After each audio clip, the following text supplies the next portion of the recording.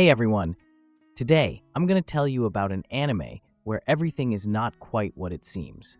It's about five girls living under one roof, all starting to confess their feelings to the main protagonist, sometimes in cheesy and sometimes in completely unexpected ones.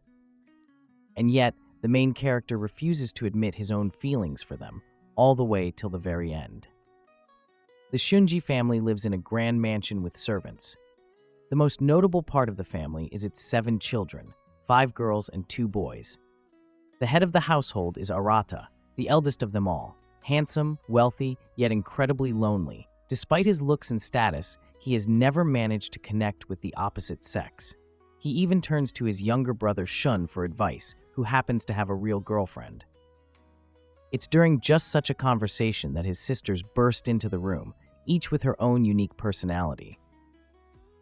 Seiya is a cold and intelligent beauty, the leader of the school science club, inspiring awe among boys with her sharp intellect and emotionless gaze.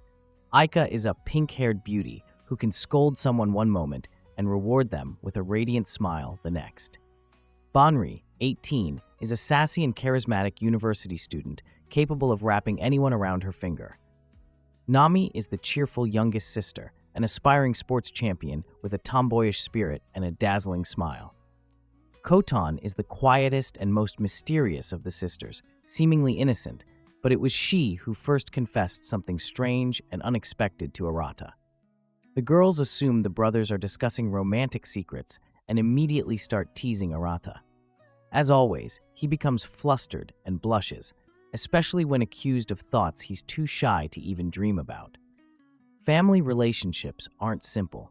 They've tried to stay close despite their differing personalities and appeared almost like a perfect family. But everything changes when father decides to reveal a long-held family secret on Koton's coming-of-age birthday. During dinner, he drops a shocking bomb. None of the sisters are actually related to him by blood. All of them were adopted, except him. The revelation hits everyone hard. Oka feels betrayed, Seiya tries to find logic in what's happening, Banri insists it doesn't change the fact that they grew up together and are still a family. Nami, as usual, just wants to eat. Only Arata starts wondering, if they're not really siblings, then what possibilities does this open up? He sinks deeper into thought. Until now, he had been certain he could never see any of the girls as anything but sisters. But now, this new reality opens up uncharted horizons, especially after a chance encounter with Koton in the bathroom, where she asks him to help scrub her back. He refuses at first, but she insists, pointing out she can't quite reach the hard-to-get spots. Meanwhile, Shun and Oka discuss how this news might affect family dynamics. Perhaps nothing will really change. They'll continue living as before, bickering, supporting, and spending time together. But now, officially, there's more freedom than before. And the day ends with Koton, standing completely naked behind Arata, wrapping her arms around him from behind, clearly determined to make this evening unforgettable. The story takes place in Okayama, where the characters are coming to terms with changes in their family life after it's revealed they aren't biologically related. Aika is upset, fearing she'll now be seen differently, especially by Arata, whom she's noticed giving her strange looks. She shares her worries with Shen, who thinks it's normal. After all, Arata is just a teenager. Oko, meanwhile, is more concerned about Kutona, who confessed her feelings to Arata under the belief they were no longer siblings. Shen explains that Kutona made the confession fearlessly, but Arata turned her down, telling her he will always remain her older brother and protector. However, Kutona doesn't accept his refusal and tries to grow closer to him physically, which makes the main character increasingly uncomfortable. Later, Seiji tests Arata by provoking him in his room, trying to see if he's capable of pursuing a relationship without respect standing in the way. After realizing he remains kind and restrained, she begins talking about how there are now no barriers between them, neither legal nor biological. She suggests Kutona may have intuitively sensed this and decided to make the first move. Arata, however, is certain. Even though nothing technically stands in the way anymore, to him, they're still family. He doesn't want to change the familiar dynamics, though he does notice others are also struggling internally. At school, Shen reflects on how people around them might react to the truth about their past. The day passes quietly, but in the evening, Arata spends time with Minami. She failed an exam, and he helps her study at a karaoke bar. Despite their efforts to focus, Minami gets distracted and gradually pulls Arata into her cheerful mood. On the way home, Arata sees his ex with someone else, but Minami supports him, caring for him like an older sister. They talk about the secret of their origins and how it affects their emotions, especially regarding Kotona. Minami reconciles with Oko, bringing sweets and finding her lost AirPods. Everything seems calm on the surface, but hidden emotions and quiet observations hint at future complications. At dawn, the protagonist, Arata, steps out of his room and notices Kotona, his younger sister, who clearly shows interest in him. The tension between them grows, and although they try to act like they used to, everything has changed. Sage, his older sister and Bookworm, also displays conflicting feelings. She pretends to be cold toward him, but can't stop thinking about touching him again.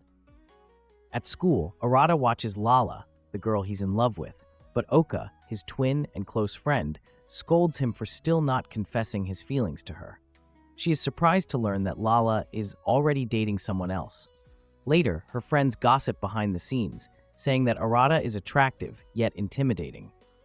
Uka, one of them, starts acting toxically, trying to discourage others from even considering dating him, hinting that he belongs only to her. On Kutona's birthday, everyone heads to the amusement park Vidme. Instead of spending time together, the group splits into smaller parties. Arata and Bari, another of his older sisters, are left alone and decide to grab a bite to eat.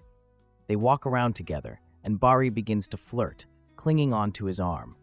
Although resisting at first, Arata ends up enjoying the time spent with her. After several unanswered calls between brothers and sisters ignoring each other, the group reunites later in the day.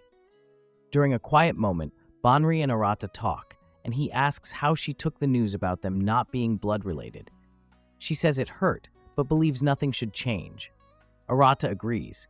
To him, she has always been his older sister. Later, when a little girl accidentally spills drinks, Arata protects Bari, showing both bravery and care. On their way back, the group jokes about Kutona's attempt to seduce Arata. Sei explains that it happened simply because Kutona wanted attention, not from serious intentions. This confuses the girls, especially Oka, but Banri thinks it was just a phase she was going through. At night, during a walk in the park, Arata sees a girl who looks like Lala and panics. Oka finds him and decides to talk in a secluded spot. There, she confesses her love, not as a twin, but as someone she truly cares for romantically. It catches Arata off guard, but he realizes that many things have changed, and their relationship will never be the same again. After Oka's confession, the story briefly moves into the past, to a conversation between Arata and his brother Shen. Shen reveals that he already told Oka about Kotona's and Saige's flirtations with the protagonist. Instead of reacting with anger, she responded calmly and even supported them, despite believing such behavior was inappropriate. Back in the present, Arata remains shaken by her words. However, it soon becomes clear that Oka meant something entirely different. She loves him as a brother and is simply relieved that he didn't turn into a perverted maniac after learning they were not blood-related siblings. This reassures Arata, although he feels a little upset about her lack of honesty. After a small argument, Oka leaves, and Arata brings Saige a small gift as an apology. Meanwhile, Minami recalls how she searched for them late at night in the park and accidentally overheard Oka's confession, but left before hearing the full explanation. She begins to suspect that someone else among the sisters might also have feelings for Arata. Later, she tries to cautiously ask him about it, but receives a vague response and walks away, feeling disappointed. Arata runs into Sage in the bathroom, where she stands nearly naked, showing him an old ring from their mother. He carefully helps her, but the situation becomes too tense, and he quickly excuses himself. Later, Bari visits him, and they reminisce about childhood memories. She starts flirting, but Arata gently scolds her. They decide to go together to buy a new phone. At the store, The salesman offers a couple's discount, which Bari is eager to accept, but Arata politely declines. While grabbing ice cream afterward, they talk about the past, and Bari admits that even if they are not biologically related, the bond they share still means a lot. She asks if anything has been bothering him lately, and he replies that he was just born with a worried face. On the way back, it turns out this outing was actually part of a plan between Bari and Minami to find out the truth about Oka's confession. Upon learning what happened, Minami once again begins questioning her own feelings. Later, while taking a shower, she tries to text Bari, insisting that Oka could never do such a thing, but accidentally sends the message to the family group chat. Luckily, no one sees it before she deletes it, but now it seems like a brand new series of events is about to begin, full of intrigue, tension, and emotion. Thanks for watching. If you had fun, don't forget to leave a like. See you in the next video.